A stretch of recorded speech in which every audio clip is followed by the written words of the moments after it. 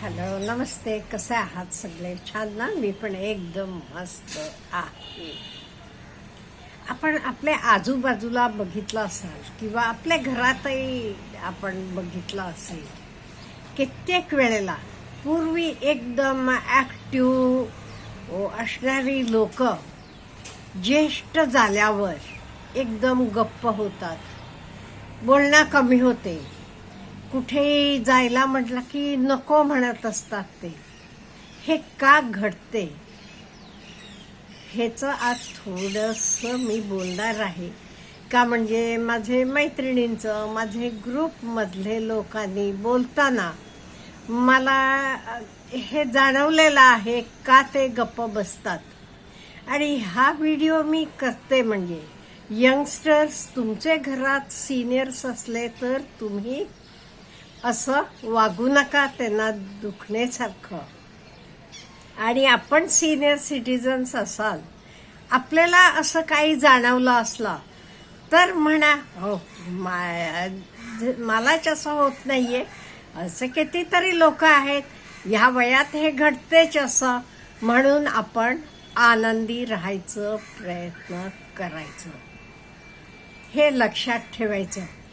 आणि ॲटलिस्ट यंगस्टर्सांना मी सांगते, आपले आई वडिलांचे डोळ्यात ना अश्रू येणार नाही असं आपण वागायला प्रयत्न करायला पाहिजे. आता का प्रयत्न करायला पाहिजे म्हणजे, अहो ताई आपल्यासाठी किती सगळं केलंय. अहो किती तर मुलं म्हणतात म्हणे आई वडिलांना, तुम्ही आमच्यासाठी काय केलात. अहो काय केलात म्हणजे काय, ते त्यांचे ऐपतीप्रमाणे सगळं काही केलंय.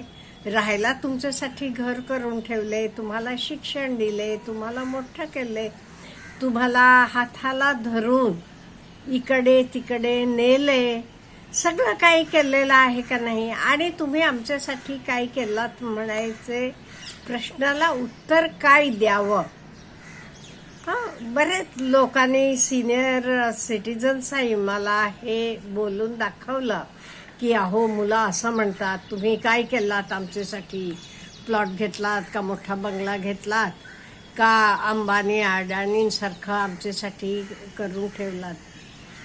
अरे बाळांनो, असं एवढं केलं नसेल, पण ज्यांचे हाताला मिळालं त्याच्यापेक्षा ते थोडाफार तरी उंचीवर आणून ठेवलेला आहे का नाही, हेच जरासं आपण जाण ठेवायला पाहिजे.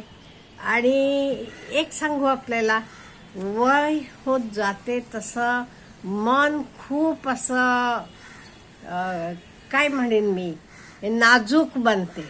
मग त्यांना वाईट वाटते ह्या गोष्टी. आता हेच शब्द त्यांना कोणी त्यांचे 30 35 म्हटलं असलं तर त्यांना एवढं वाईट वाटलं नसतं.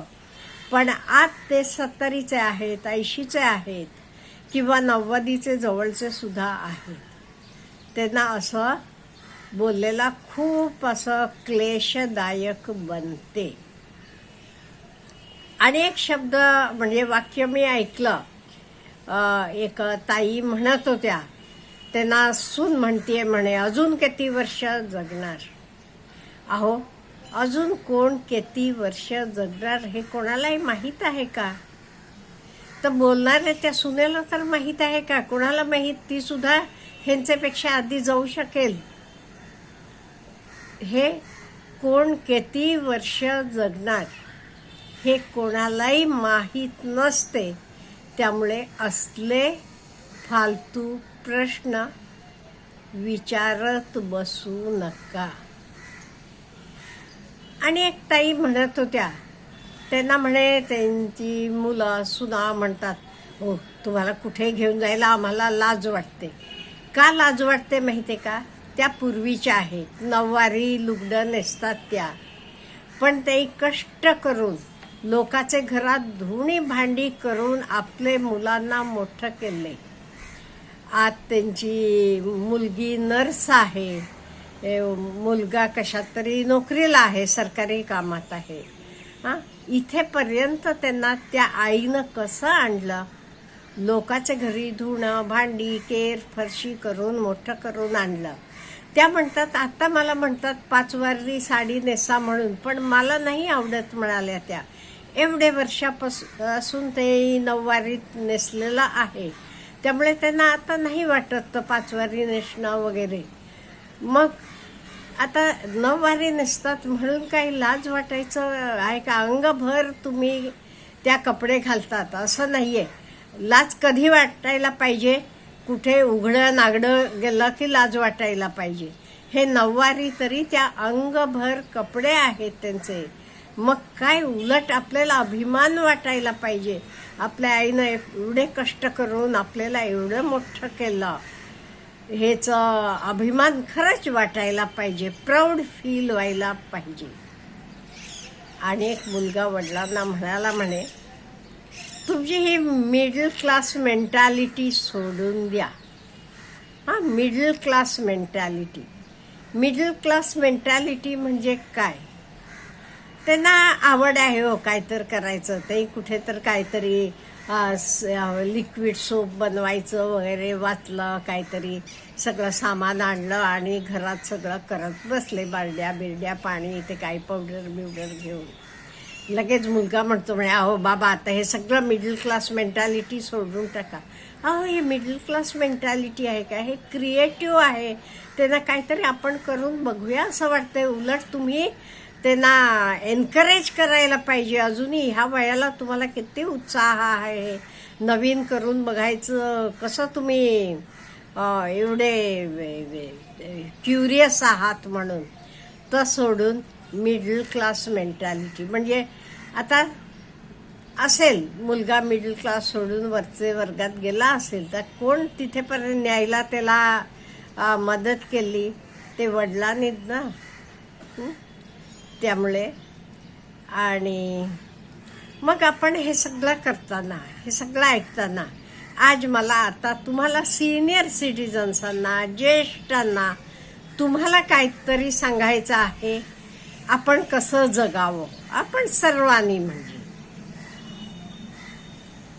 एक म्हणजे आजचा दिवस आज एन्जॉय करायला आपण प्रत्येकानं, सिनियर्स असू दे ज्युनियर्स असू दे.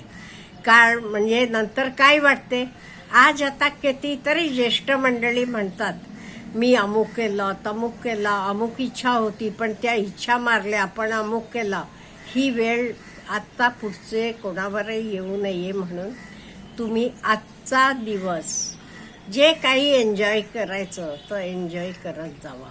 नाही तर असं म्हणू नका आज आता काम करायचं, सगळं झाल्यावर पुढे मी एन्जॉय करणार, हां रिटायर झाल्यावर एन्जॉय करणार, अमुक झाल्यावर, मुलं मोठी झाल्यावर. नाही, असं होत नाही. आजचे दिवसाचा आनंद आज घेत जावा. वेकेशनला जावं असं वाटते, वेकेशनला जावा.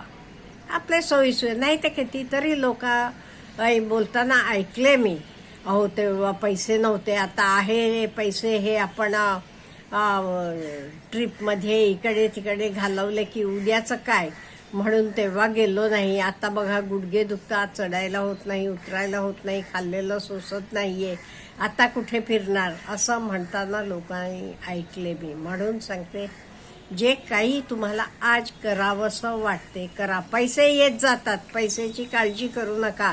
आज पैसे नसले तरी उद्या एवढे पैसे येतील. पैसे असतील पण तुम्ही एन्जॉय करू शकणार नाही. त्यामुळे आजचं दिवसाचं काय ती मजा, आनंद, सुख हे आजचं आज घ्या. आणि सिनियर सिटिझन्सांना स्पेशली तुम्हाला जेव्हा नाही म्हणायचं आहे तेव्हा यस म्हणत जाऊ नका.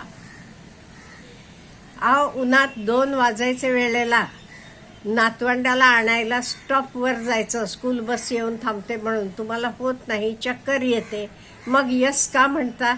नाही म्हणा ना, मला होत नाही, मला उन्हात गेल्यावर चक्कर येते, तुम्ही दुसरी काही व्यवस्था करा. त्यामुळे आपल्याला नो म्हणायचं आहे तेव्हा नो म्हणा. नो कसं म्हणू? मुलगा रागवेल, सून रागवेल, त्यांना काय बरं वाटणार नाही म्हणून यस म्हणत जाऊ नका. जे आपल्याला होत असलं तर करा, मी करू नका म्हणत नाहीये, पण आपल्याला होत नसताना करायचं, मग चिडचिड करायचं स्वतःवर, असं बिलकुल करू नका. जेव्हा नो म्हणायला पाहिजे तेव्हा सरळ नो म्हणा. आणि आर्ग्युमेंट्स करू नका, कोणाशी आर्ग्युमेंट्स करू नका. घरातले लोक आवडला नाही ना, गप्प बसा, आपल्या रूममध्ये जावा. आणि एक लक्षात ठेवा, तुम्ही शक्तिमान आहात. तुमच्याकडे आजही काहीतरी क्वालिटीज आहेत आणि ते काय आहे तर शोधून काढा, ते आनंद घ्या आणि आनंदानं राहावा. जास्त काही घडून गेलेल्या गोष्टींबद्दल विचार करू नका. उद्या माझं काय होईल, उठता आलं नाही, बसता आलं नाही, अगदी बेड रिडन झालो तर काय, कोण करणार, काही विचार करू नका. काळाला, ते काळाबरोबर काहीतरी उत्तरं असतात, सोल्युशन्स असतात. त्यामुळे don't go in the past, don't go to the future. आत्ता हा क्षण आनंदानं आपण जगूया. Have a good day.